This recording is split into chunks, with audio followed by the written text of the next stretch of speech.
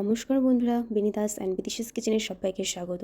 Dessert বানানোর জন্য নিয়ে নিয়েছি এখানে পাউরুটি, নিয়ে নিয়েছি কর্নফ্লাওয়ার, আমুল দুধ, গুঁড়ো দুধ, আর নিয়ে নিয়েছি আমুলের লিকুইড দুধ, ফ্রেশ ক্রিম, ঘি, আমুলের মিঠাই মিন্ট বা কনডেন্স মিল্ক। তো আমরা ফার্স্টে এখানে 4 প্যাকেট দুধ নিয়ে নিয়েছি, মানে 2 লিটার দুধ। তো আমি এবার দুধটা খুব ভালোভাবে জাল দিয়ে নিচ্ছি, আর এর মধ্যে আমি দিয়ে দিচ্ছি জাফরান। আমি কিন্তু সবসময় এভারেস্টের জাফরানটা ইউজ করি, কারণ এভারেস্টের জাফরানটা আমার মনে হয় আসল, তবে একদম পিওর কিনা সেটা বলতে পারবো, তো অন্যান্য কোম্পানির থেকে এভারেস্টের জাফরানটা বেটার। আমি এবার এখানে পাউরুটিগুলো 4 সাইড থেকে কেটে নিচ্ছি।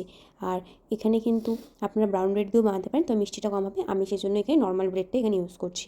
তো এখানে পাউরুটিগুলো খুব ভালোভাবে 4 মাথাটা কেটে নিচ্ছি, আর একে একে পাউরুটিগুলো রেখে দিচ্ছি। এবার এদিকে দেখুন দুধটা কতটা ঘন হয়ে গেছে, আর কালারও চলে এসেছে জাফরানের। দুধটা ঘন হয়ে এসেছে, এবার আমি এর মধ্যে দিয়ে দিচ্ছি 4 চামচ চিনি। আপনারা আপনাদের স্বাদ অনুযায়ী চিনিটা দেবেন, কম বা বেশি।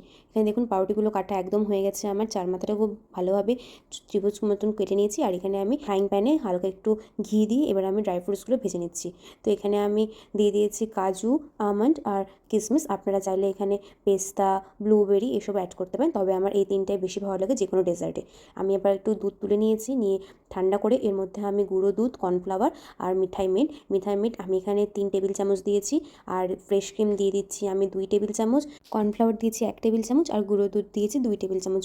এবার খুব ভালো করে মিক্স করে নিয়েছি। এবার এই দুধের মধ্যে, ঘন করে রাখা দুধটার মধ্যে একদম এটা আমি ঢেলে দিচ্ছি। আর এটা যখন দেবেন তখন কিন্তু অবশ্যই এক হাত দিয়ে আর এক হাত দিয়ে কিন্তু নাড়তে হবে, নইলে কিন্তু দলা লেগে যাবে। এবার আমি ফ্রাইং প্যানে হালকা করে ঘি ব্রাশ করে নিয়েছি, আর এবারে ঘিয়ের মধ্যে পাউরুটিগুলো হালকা করে একটু সেঁকে নিচ্ছি। আর এখানে দেখুন আমি ড্রাই ফ্রুটসগুলো সব কেটে নিয়েছি, চপ করে নিয়েছি, আর এদিকে আমার এই ক্রিমটাও একদম রেডি হয়ে গেছে।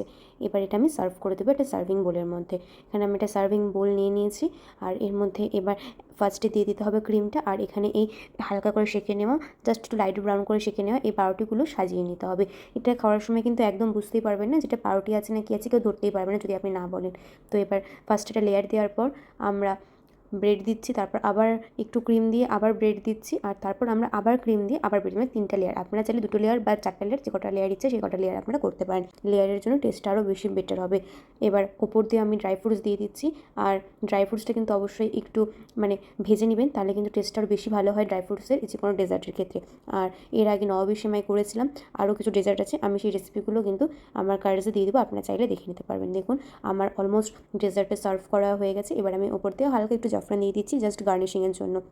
আপনারা চাইলে এটা স্কিপ করতে পারেন। আর জাফরানটা দেওয়া কিন্তু এখানে হালকা স্মেল আর কালার। এবার এটা আমি 1.5 ঘন্টার জন্য নর্মাল টেম্পারেচারে ফ্রিজে আমি রেখে দেবো, কারণ ডেজার্ট ঠান্ডা ঠান্ডা খেতে ভীষণ ভালো লাগে। এটা যদি আপনাদের ভালো লেগে থাকে তাহলে অবশ্যই চ্যানেলটা সাবস্ক্রাইব করে অনুরোধ রইল, এবং পাশে থাকে বেল আইকন